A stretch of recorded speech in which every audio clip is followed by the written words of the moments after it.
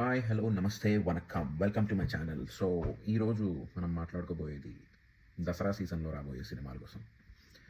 Basically Dasara season, పండగ season ఇలాంటివన్నీ సినిమాలకు చాలా కామన్ టైం. అండ్ ఈసారి కూడా అలానే వస్తున్నాయి. అండ్ ఈసారి 6 సినిమాలు వస్తున్నాయి. కొన్ని ఇంపార్టెంట్ ఉన్నాయి, కొన్ని దసరా సీజన్లో రావాలని వస్తున్న వాళ్ళు కూడా ఉన్నట్టున్నారు.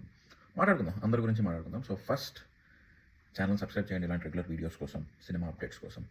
సో సినిమా జోన్లోకి వస్తే ఫస్ట్ మనం మాట్లాడుకోవాల్సింది రజనీకాంత్ వేటయాన్. కొంచెం బజ్ క్రియేట్ చేసిన సినిమా ఇదని చెప్పాలి. ఎందుకంటే బాగుంది ట్రైలర్, అవన్నీ కొంచెం అంటే రెగ్యులర్ కమర్షియల్ షార్ట్స్ అనే కనిపిస్తున్నాయి. కానీ ఆ స్టార్ క్యాస్ట్కి అమితాబ్ బచ్చన్, రానా, ఫహద్ ఫసల్, రజనీకాంత్, సో ఇంత స్టార్ క్యాస్ట్కి ఆ సినిమా కొంచెం బజ్ క్రియేట్ చేసింది. అండ్ ఖచ్చితంగా ఆడియన్స్ని పుల్ చేస్తుందనే చెప్పాలి. ఎందుకంటే మలయాళం వాళ్ళ కోసం ఫహద్ ఫసల్, బాలీవుడ్ వాళ్ళ కోసం అమితాబ్ బచ్చన్, తెలుగు వాళ్ళ కోసం రానా, అండ్ తమిళ కోసం సూపర్ స్టార్ రజనీకాంత్. ఇది ప్రాపర్ పాన్ ఇండియా క్యాస్టింగ్ అనమాట. సో ఖచ్చితంగా అది వర్కౌట్ అవుద్దనే చెప్పాలి. ప్రతి దగ్గర ఓపెనింగ్ వస్తాయి. అండ్ తర్వాత అది ఎలా ఉంటుంది అన్నది డిపెండ్స్ ఆన్ మూవీ. ఖచ్చితంగా మనం ఏం చేయలేం. నెక్స్ట్, వేటయాన్ కొంచెం బస్ క్రియేట్ చేసింది. ఆరిట్లో నాకైతే ఫస్ట్ పిక్ వేటయాన్ అని అనిపించింది. నెక్స్ట్ మాట్లాడుకోవాల్సింది మనం సుహాస్ జనక అయితే కనుక.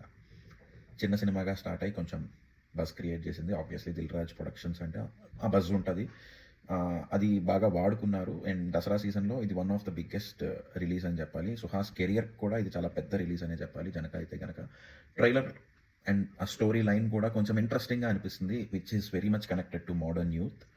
సో అది ఎంతవరకు వర్కౌట్ అవుతుంది అన్నది చూడాలి. తర్వాత స్లోగా సైలెంట్గా అలా అలా అలా వస్తుంది సుధీర్ బాబు, మా నాన్న సూపర్ హీరో.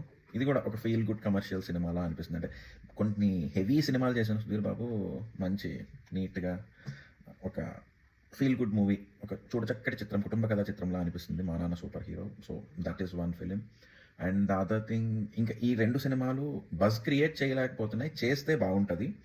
ఒకటి జిగ్రా, ట్రైలర్ చాలా బాగుంది, యూ షుడ్ వాచ్. సినిమా కూడా ఆ రేంజ్లోనే ఉంటుంది అనుకుంటున్నా, బట్ తెలుగులో దీనికి అంత బజ్ రావట్లే. ఇంకొకటి ధ్రువ్ సర్జా మార్టిన్, మేబీ చెప్పలేం. మనోడు నిన్న తెలుగు స్పీచ్లో కొంచెం ఏదో ఒక ఊపు తేడాన్ని ట్రై చేశాడు, ఆడియన్స్ని పుల్ చేయడానికి ట్రై చేశాడు. బట్ అది ఎంతవరకు వర్కౌట్ అవుతుంది అన్నది సినిమా రిలీజ్ అయినంత వరకు మనం చెప్పలేం. ఈ 5 సినిమాల గురించి మాట్లాడంగా నేను ఒక సినిమా గురించి మాట్లాడలేదు. శ్రీను వైట్ల, గోపీచంద్ విశ్వం. నాకు ఇలా చాలా కోపంగా ఉన్నాను. ఇద్దరికి హిట్ కావాలి, ఒక మంచి కథ, ఒక మంచి దీంతో వెళ్ళొచ్చు కదా. ఎందుకు పెట్టుకున్న కామెడీలు ఇవన్నీ నాకు అది దక్కలే. ఆ ట్రైలర్ కూడా శ్రీను వైట్లకి నా కాలేజ్ డేస్లో నేను హ్యూజ్ ఫ్యాన్. అంటే శ్రీను వైట్ల కోసం ఫైట్లు చేశాను నేను. అరే రాజమౌళి కంటే శ్రీను వైట్ల గొప్పరా అని చెప్పిన మనిషిని నేను. అలాంటి శ్రీను వైట్ల మీద అలా ఒక్కొక్క సినిమాతో ఇంట్రెస్ట్ తగ్గుతూ వచ్చింది. లాస్ట్ మొన్న అమర్ అక్బర్ యాంటోనీ చూసిన తర్వాత అయితే అమ్మా దేవుడా అనిపించాడు. ఈ విశ్వం ట్రైలర్ కూడా అలానే ఉంది, పెద్దగా నాకేం అంత ఆశాజనకంగా కనిపించట్లేదు. సో మొత్తం మీద చూసుకుంటే ఈ 6 సినిమాలు అయితే మనకి పోటీలో ఉన్నాయి.